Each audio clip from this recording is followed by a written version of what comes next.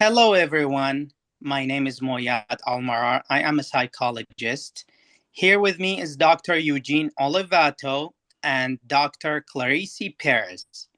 Today, we are talking about autism spectrum disorder and the cultural background influencing the journey of their education in higher education.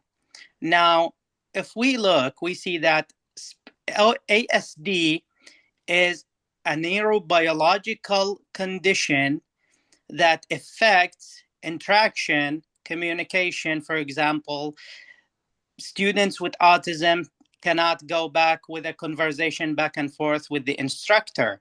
Also, sensory perceptions, for example, voice so loud and light so bright, as well as behavior, for example, repeated pattern of behavior in school, at home, and at work.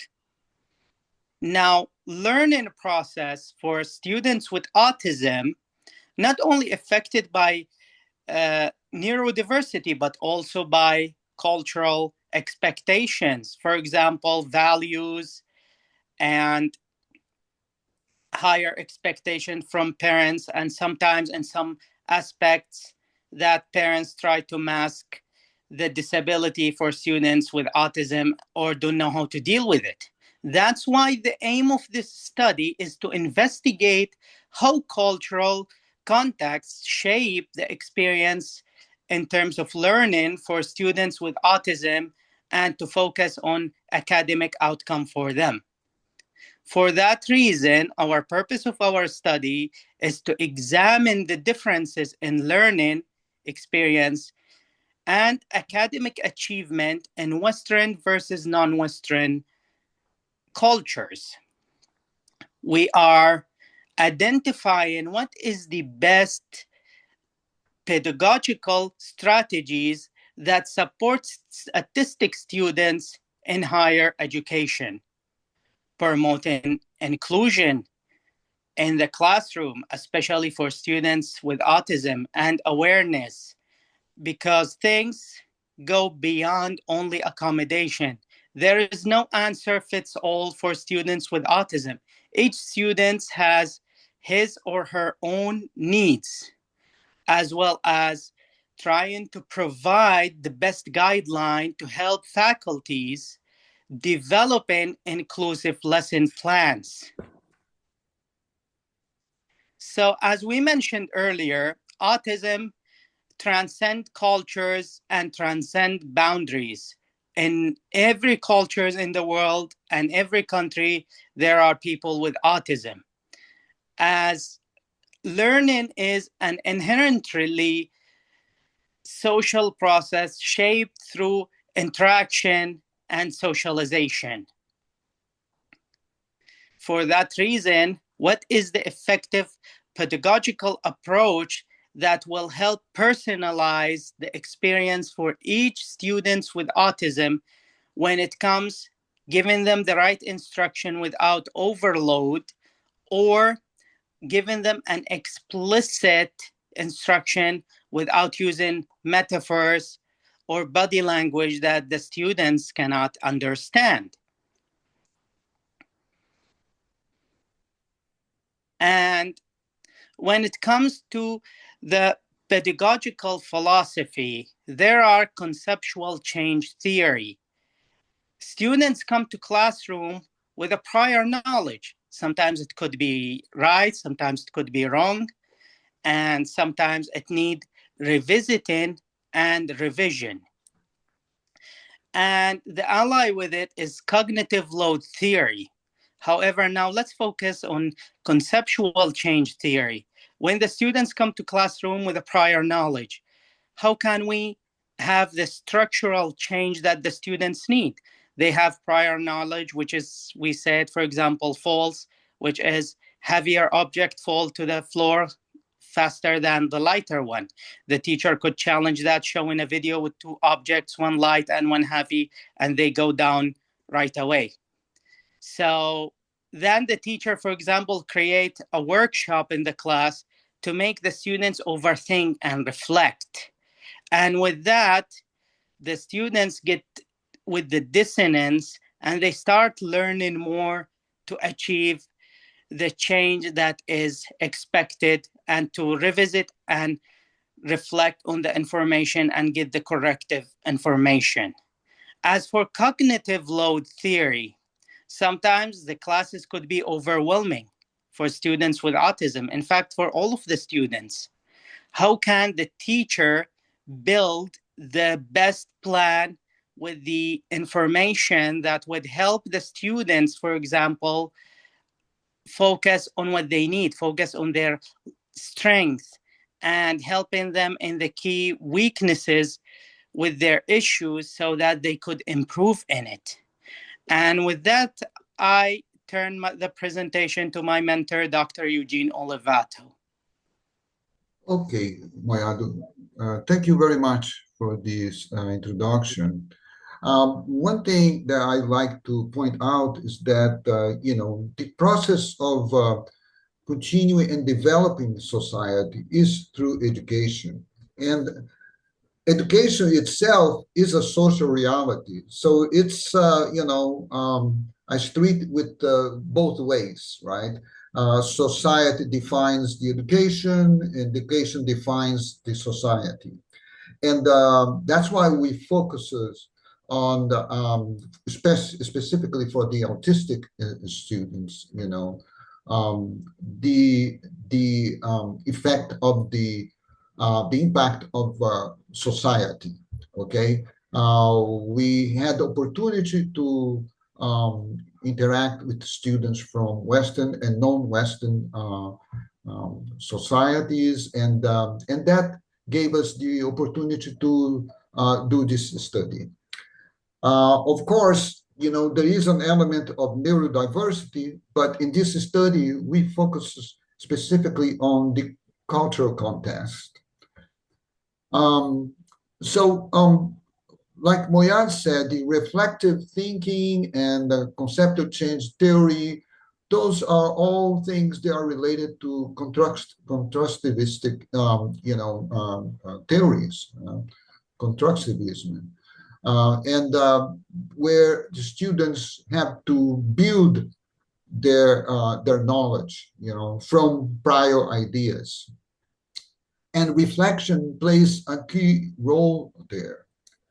If we think about the autistic students and the challenges that they have, with, support emotional awareness and enhances the emotional regulation, if we can provide the strategies that can help on those fields, we will be doing a great job. So that's how we came up with the proposal, the pedagogical proposal that we present on this paper.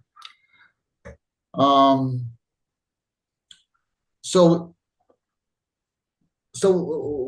one thing for sure is that Western context emphasize, independence, career orientation, and entrepreneurial thinking. And those are aspects that we were able to verify in our study, On the other side, non-Western contexts tend to prioritize family-centered values and relational interdependence. We in America are a very individualistic society, so that presents, another difficulty for the autistic students. But at the same time, on non-Western context, they don't have higher expectations of their, autistic students, and they mostly are defined within a small group, mostly family. If we talk about the methodology, we are able to interview participants between 18 and 25 years old. We use the AQ quotient questionnaires. We also we're able to analyze their responses. Some of the results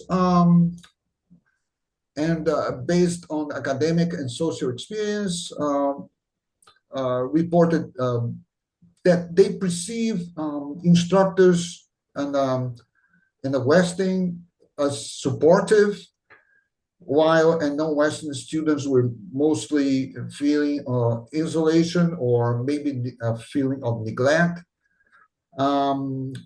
Both culture groups, students express a preference for working by themselves, particularly in the fields of arts and computer science. And also, despite institutional accommodations, one of the things that came out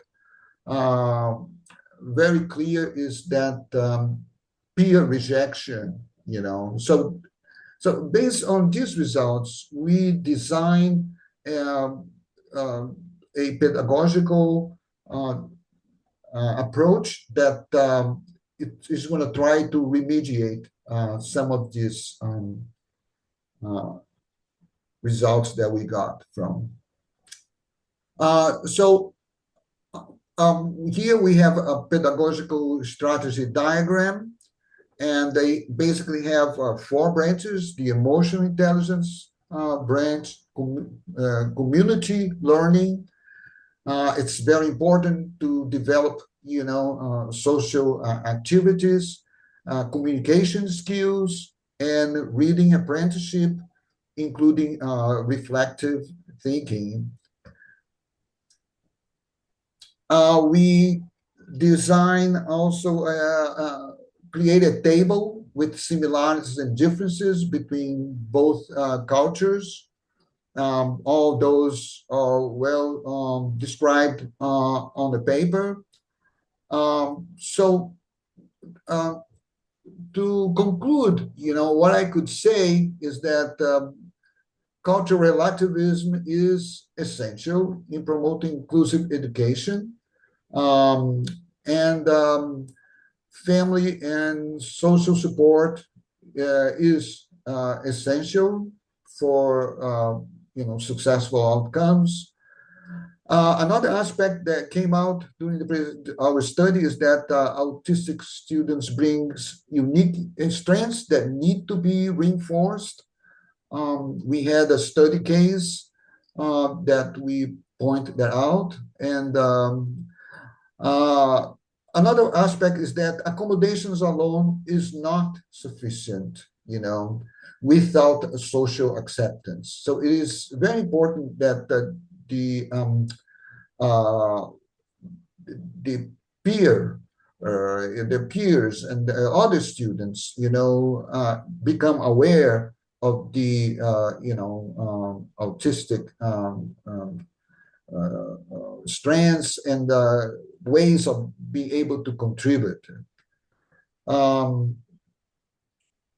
So those things are critical, and we have some recommendations in order to create, to enrich programs for autistic students, integrate family support and cultural values into academic planning, and provide training for faculty and peers on neurodiversity and inclusion. So, concluding, culture profoundly influences learning and academic success.